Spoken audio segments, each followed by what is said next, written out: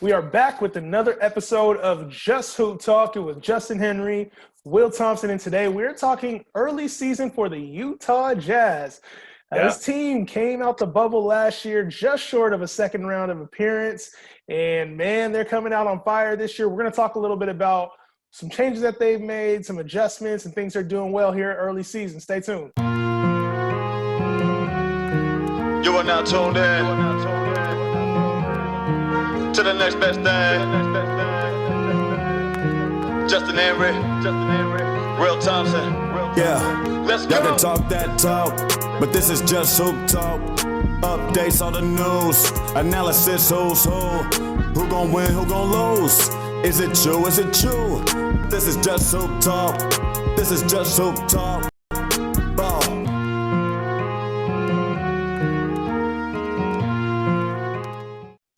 All right, guys, so the Utah Jazz are playing at a really high level this season, and early on, they've come out with a strong start to the season. We've seen some notable names playing extremely well this year after struggling last season, and they got a couple fires lit under them after that playoff loss last year to the Denver Nuggets. Will, what's your thoughts, just kind of how this team has rebounded since last season? Yeah, I mean, if you look at it, they were so close to being the Denver Nuggets last year, so close to having that opportunity to being in the Western Conference Finals. Obviously, they would have had to beat the Clippers, but but they were really close to being that team in the Western Conference Finals. So, it's surprising how well they're playing this year, but it's also not that surprising. You know what I mean? Like they had some pieces that came together towards the end of the year. There were some questions, especially after the outbreak. Yes. And Rudy Gobert's role in that and his connection with Donovan Mitchell, and would that, there were questions whether they'd ever be able to play together after that. And they clearly made it work. They patched up whatever issues there were, and it's really starting to come together for this team and look really good. I think, I know you'll talk a little bit about this too, but I think the biggest difference this year for me is Mike Conley, and them being able to figure that out and make him super effective and make him be that Mike Conley that we saw in Memphis. So I think that's been the biggest difference so far. Yeah, and I agree with you on that, man. You could really tell last year in the bubble, this team was just starting to figure it out. Mike Conley took it to a different level. Obviously, we saw Donovan Mitchell play out of his mind there in the bubble. Yeah. And it's almost like they wanted to turn the narrative around, that they were breaking up, that there was some dysfunction there. It's like it all started to come together for him. And I think had it not been for a tough Denver Nuggets team that was also mentally ready there, I think we could have saw this Utah Jazz team also make a pretty extended run. And last season, I was pretty hard on the Utah Jazz and just where I thought they could go. And even heading into this season, it almost felt like they overachieved. Last year, even in the bubble, it felt like they played so hard to get to the level that they did. And, maybe I'm starting to question that now. And this might just be a good regular season team, a great regular season team that will have some struggles in the playoffs against the elite teams, but they're playing really well right now. And I think it's a really well-coached team. When you start to look at this season, obviously you mentioned it. Mike Conley's playing better. Joe Ingles playing better together with Donovan Mitchell. And we've even seen Donovan Mitchell starting to rise his level of play based on some comments made by a certain analyst named Shaquille O'Neal. Yeah. What are your thoughts on Donovan Mitchell kind of taking his game to this next level now that he's been kind of put under the fire there with Shaq saying, I don't think you can get anywhere. I think you're kind of tapped out of that level. Yeah, I feel like it started a little bit in the playoffs and in the bubble situation in his battle with Jamal Murray. That's when we really saw Donovan Mitchell take that step to looking like he's a superstar, putting up 40. Did he score 50 in the playoffs? 50. Yeah, he dropped 50. Scored 50 in the playoffs, man. So he really showed, like, I'm that dude, man. I'm that dude. I can put this team on my shoulders in the playoffs in some of the biggest games he's ever played in his life and show up and ball out. And so that, I think, is starting to translate over into this season now. And I think it's clear he's the guy. He's that dude in Utah. I think before last year, maybe there was a little bit of is this Rudy Gobert's team or is this Donovan Mitchell's team? He's still a young guy. He's kind of emerging. now it's clear he's the guy, he's the man in Utah, and as he goes, they go. And so it's good to see him. And why Shaq says what Shaq says, I have no idea, but he has something against the Utah Jazz. I don't know what it is. Clearly started with Ostertag probably, and it's just carried over. Well, he hated playing there. And like you mentioned, he said more than one thing. And I'm glad that Donovan took it the way that he did because he's using it to fuel him.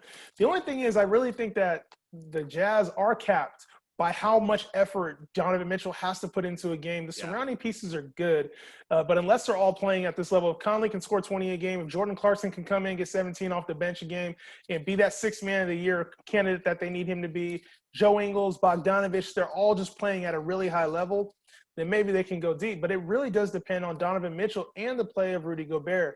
We also saw Shaq go at Rudy Gobert a little bit earlier too. And they're tied to these two for a long time. They just signed an extension with Rudy Gobert. Obviously, they believe in him for their future. And they're one of the top rebounding teams in the league. But can you win with the player that only averages between 15, 18 points being like one of your pillars? That's a tough question to ask. But, when it gets down to the playoff time, you have to have that defender.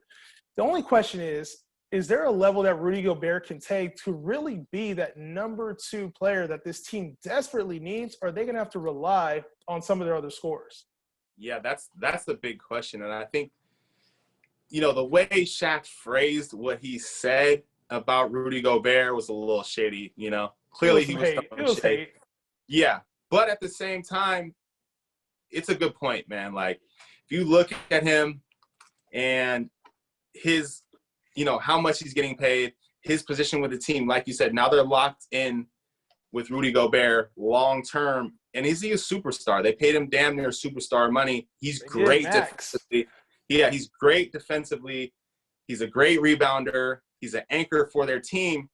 But is he a superstar? If you look at the league and you look at the teams that are winning championships right now, they have to have 2, right? Yep. And do they have 2 with Rudy Gobert? I don't think so. I don't think he's offensively is effective enough.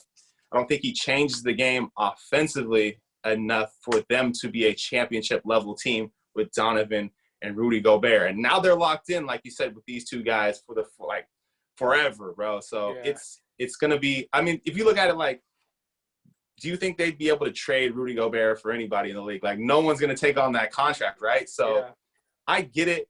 That's kind of what they do in Utah. They go to the playoffs every year. Yep. And it seems like they're always comfortable with that. They're always a 45 to 50-something win team. They compete. They play hard. But I feel like they're locked into being good.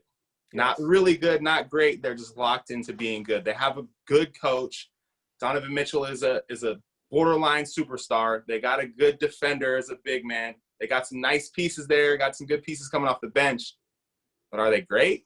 I don't think so, dude. I really don't. And, in order to be a top seed in the West, which obviously the record shows they're a top seed in the West right now, but in order to maintain that and be a top team in the West during the playoffs times, you do have to have that second star. And I think the one thing that we're not even really certain of is if Donovan Mitchell is that guy. Right. And not I know quite there.